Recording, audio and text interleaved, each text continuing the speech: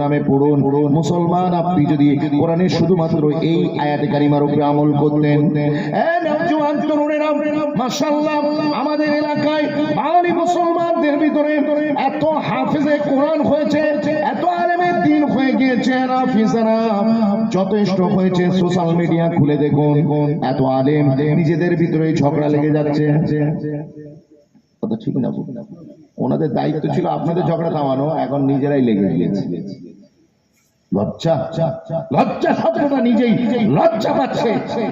এক হুজুর স্টেজে ওয়াজ করছে, আর এক হুজুরের গাড়ি ঢুকেছে। হুজুর জিজ্ঞেস করছে কে ওয়াজ করছে?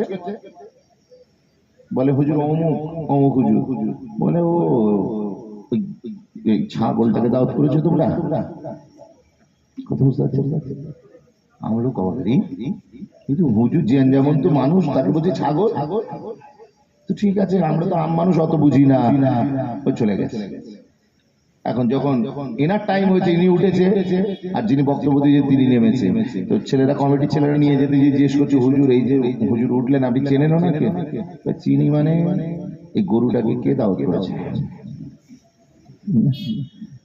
বিশ্বাস করুন, কমিটির ছেলেরা এবার কি করেছে, যখন খেতে বসেছে ওইখানেতে আপনার দুজনের সামনেতে কিছু ভুসি, কিছু খড়, কিছু চোনা, এইসব দিয়েছে। দিতেই দুটো হুজুর আদা ঘটেছে, আর কি হচ্ছে, দাওয়াত করে অপমান। আমরা গরু ছাগল নাকি আমাদেরকে এইসব খেতে দিয়েছে? বলে হুজুর আপনারা তো দুজনেই বললেন, ও ছাগল আপনি গরু। কত বুঝতে পারছেন? বিশ্বাস করুন, হাতে ধরে বলে যায়, কাক কাকের মাংস খায় না।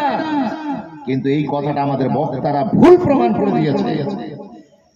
একজন আলেম আরেক আলেমকে খালি ধোলাই করছে, এরা ওয়াশিং মেশিন হয়ে গিয়েছে, নিজেরা ঝগড়া লেগে যাচ্ছে। এত বক্তা হয়ে গিয়েছে, জলসা তো বাড়ছে না, জলসা কমছে, বক্তার সংখ্যা এত বেড়ে গিয়েছে। দেখছে ওই হুজুরকে না দমিয়ে দিলে আমি তো আবার দাওয়াত পাবো না। কথা বুঝতে পারছি?